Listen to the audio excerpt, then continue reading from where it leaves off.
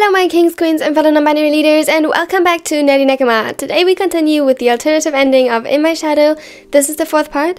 Watch the other 34 contacts, and don't forget to check out the content warnings beforehand. This one is very angsty, but now let's go. I hope you'll enjoy, and don't forget to like and subscribe if you like it.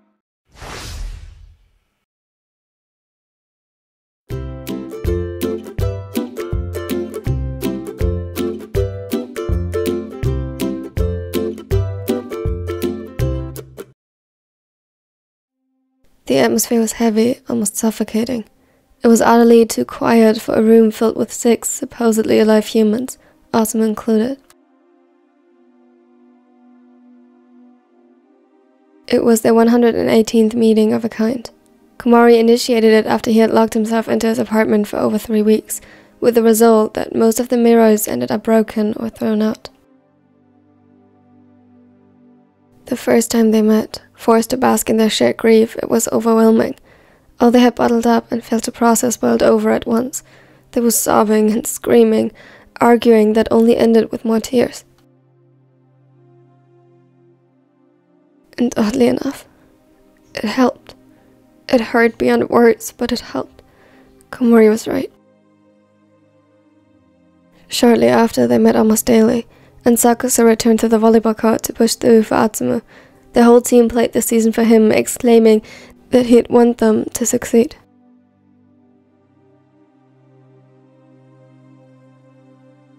But after that, Osamu opened the restaurant again. At first only occasionally, or to feed the team after the matches they fought in his brother's name. Then, with only Sato doing the cooking for a while, he still did it less than before. It felt wrong when he wasn't cooking for Atsumu as well.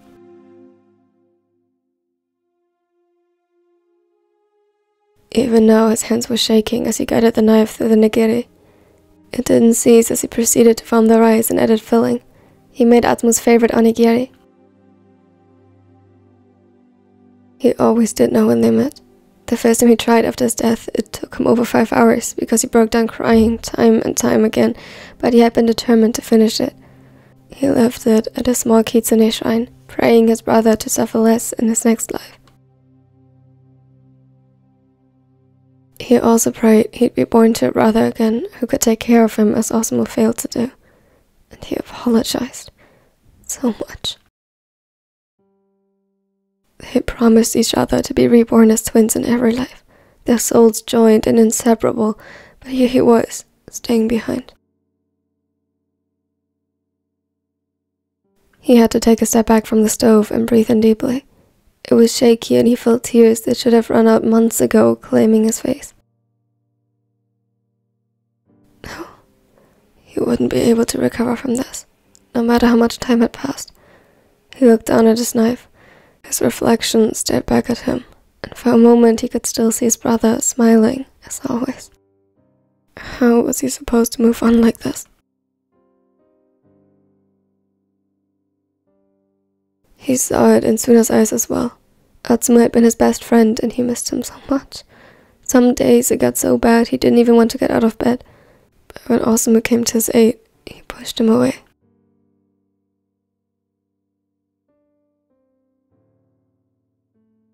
There was so much pain in his eyes, and Osamu understood. He wouldn't want to look at himself either. That's why almost all mirrors were gone from his place.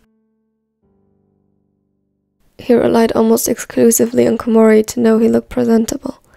He relied on him for so many things these days, and he was sure without him, their relationship would have long fallen apart. The pain Suna and him shared was too great to carry alone.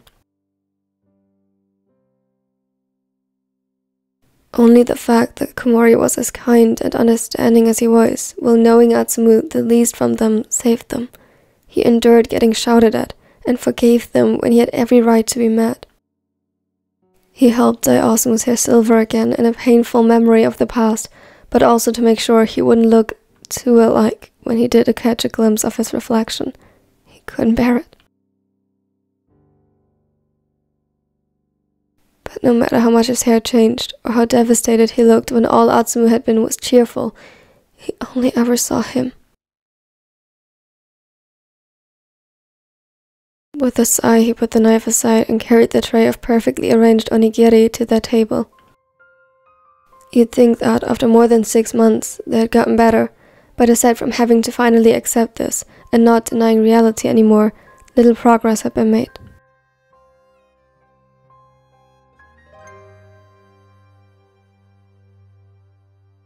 Sakusa had almost looked alive during this season, burning with passion to make Atsumu's final season, the last they stood on the court together, if only briefly, the best he could.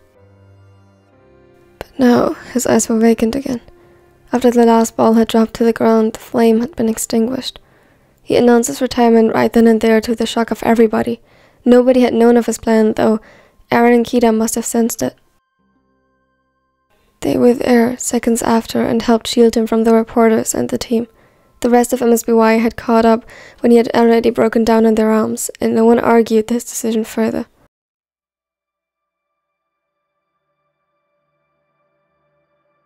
Kida worked longer and longer hours on the farm until it made him sick, and he was forced to stay home for almost 2 weeks because of the toll it had taken on him. Ever since, Aaron picked him up to ensure he wouldn't work himself to death. He himself had become hyper-aware and overly worried about everything his partners did. He was there for them every second of the day, checking in on them constantly to make sure he didn't miss any warning signs again. It had led to a couple of arguments. Their bond seemed frayed, just like his and Suna's. However, they needed each other too much to even recognize it.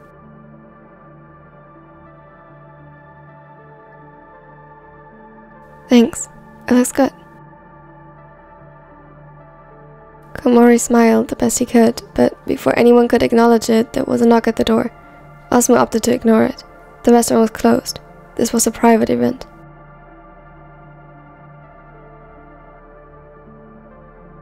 However, the knocking was insistent, almost frantic.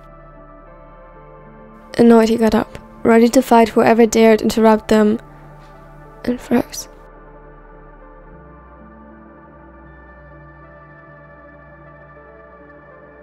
The car was surprisingly quiet. Hinata had informed the police and given a description of Haru. He told them that they were on their way to the onigiri miya, and that was that. That was all Atsumu caught. He was sitting in the passenger seat, shivering. He didn't know how to feel, and the slowly setting sun only contributed to that. This was all too much for him. He had little fight in him left. He just needed to be safe again. At some point, he couldn't bear the silence anymore. He had been forced to endure it for too long. Along with the darkness in the car, it reminded him painfully of the basement. I saw what you did during the season. I saw the armbands. Oh. Yeah, it was me and Sadia. Guess I just wanted to say thanks. After so long, I wasn't sure anyone would miss me. He knew that was just Haru's influence talking, but he couldn't help it. She had played on a set of insecurities he had harbored since middle school, and only recently came to meet. Until she brought them back to the surface, that is. Of course. Of course we'd miss you. I can't even tell you how. His voice broke. It sounded strained. Bokuto nodded in agreement. We all cried a lot, you know. Even Inuaki and Thomas, He stopped himself, seemingly unable to continue, but it was enough. Atsumu tried for a small grin. I knew they had a soft spot for me. That made the other two chuckle, if only slightly. It was a start. Atsumu... Sakusa he stopped, I know. His expression darkened when he thought about it. How could he let this happen? Don't worry. I'll drag his ass back on the court. If I have to rise from the dead to play again, he has no excuse. Bokuto chuckled again, but Atsumu could see him wiping his tears and trying to get his breathing under control. That'd be nice. It's not the same without him, you know. Without both of you. He nodded slowly. Standing on the court without Sakusa was hard to imagine at this point. How did you know? Shadow. The girl, she showed me the news report after your last game. He gulped. His eyes focused on the horizon where the last rays of sunshine clung to the buildings, golden and burning, warm and lively.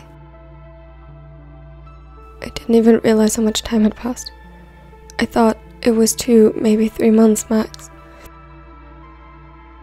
He chuckled weakly. Atsumu, you've been gone for over half a year.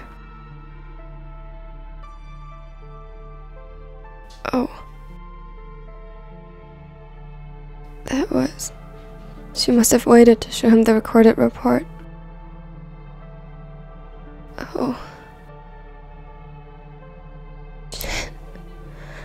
I'm so sorry. His throat closed up again and he buried his face in his hands. That explained a lot. This old house. The warmth. It was summer. Hey, that's hardly your fault. Yeah, and you came back. Too late. It was all too late.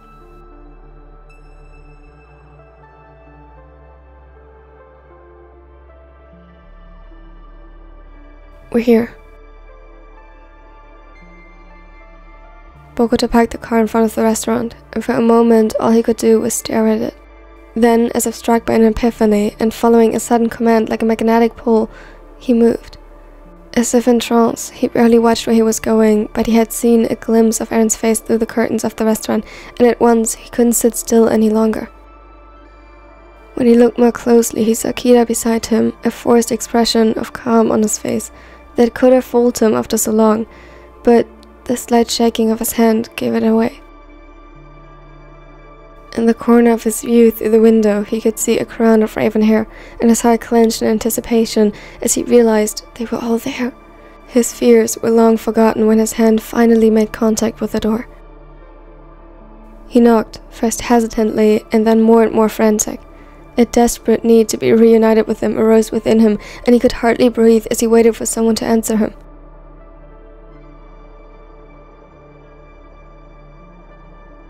When the door swung open, it was as if time itself stopped. Like looking in a mirror, he could see the same sorrow on Osamu's face, the despair he almost fell victim to in that cold, dark room. It was overshadowed by annoyance and anger that quickly faded as he was faced with his brother. For a moment, that was all it was. They stared at each other as if holding their breaths. Atsumu didn't know what to do. He had only planned so far and didn't even think he would achieve that much. But just as relief was about to settle in, an unfathomable expression of pain covered Osamu's face, and he shook his head while averting his gaze. He was about to close the door again, and while Atsumu did not understand what was going on, all he knew was that he couldn't let that happen. He held the door open weakly and looked at his brother pleadingly. Samu, please don't. Osamu's eyes widened in shock, and he looked like he had seen a ghost. His breathing turned shallow and tears fell wordlessly from his face, but he still didn't say anything. Something like realization seemed to dawn on his face, but as if refusing to acknowledge it, he shook his head again. And suddenly Atsumu knew that he must have looked the exact same when his head tried to convince him they had found him in the dark, only that he truly wasn't an hallucination. Samu, I'm alive. I'm not. It was all... His voice gave out on him. He could hardly breathe. He didn't know what to say or where to start. He didn't know how to convince him that this was real. He didn't know if he could hold himself upright much longer. He longed to simply collapse in his arms, not to have to fight anymore. But of course, how could he ever believe that just showing up after half a year, after his supposed death, could ever be enough? He was grasping at straws, fighting for composure. His grip on the door was growing weaker by the second, though Osamu had given up on trying to close it. Instead, He took half a step forward, reaching out to him slowly. The moment his hand made contact with the skin on his cheek, he already pulled it away again, pain flashing over his face as though he expected to be disappointed by the touch. But his face didn't give way to air. He was real, made from real flesh and blood, although it was a stark difference from his build before Haru had taken him. As if a spark had jumped from him to his brother at the touch, he suddenly moved, all hesitancy long forgotten. This time he grabbed his shoulder firmly and tight, still in disbelief, as he didn't vanish.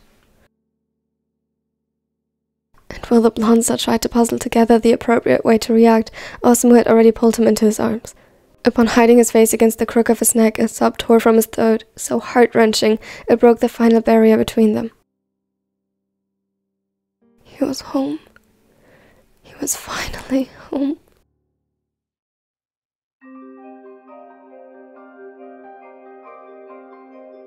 Thank you so much for watching to the end. I really appreciate it. As you all know by now, I really love doing this series and the alternative endings. So if you liked it too, don't forget to leave a like and subscribe. It would mean the world to me and you wouldn't miss out on any of my future uploads. Also, tell me what your favorite moment and or quote from this video was under the pinned comment. It helps me make better content for you in the future, and we all want my content to get better, right? Tell me also what you want to see next. A special thanks goes out to my daily Nekos. You helped me so much. Special thanks to Alice and Sai. I really hope I pronounced your name correctly. I'm so sorry if I didn't. But thank you so much for joining. It means the world to me, and I'm so happy that you decided to support this channel in this way. Here are my other social media, and here's more content. If you like, check it out. And now I hope you have a wonderful and amazing day. Goodbye, everyone. Grow hard about what you want to be. Step 4. Everybody just do your thing. Wake up, today's gonna be a good day. Wake up, today's gonna be a good day.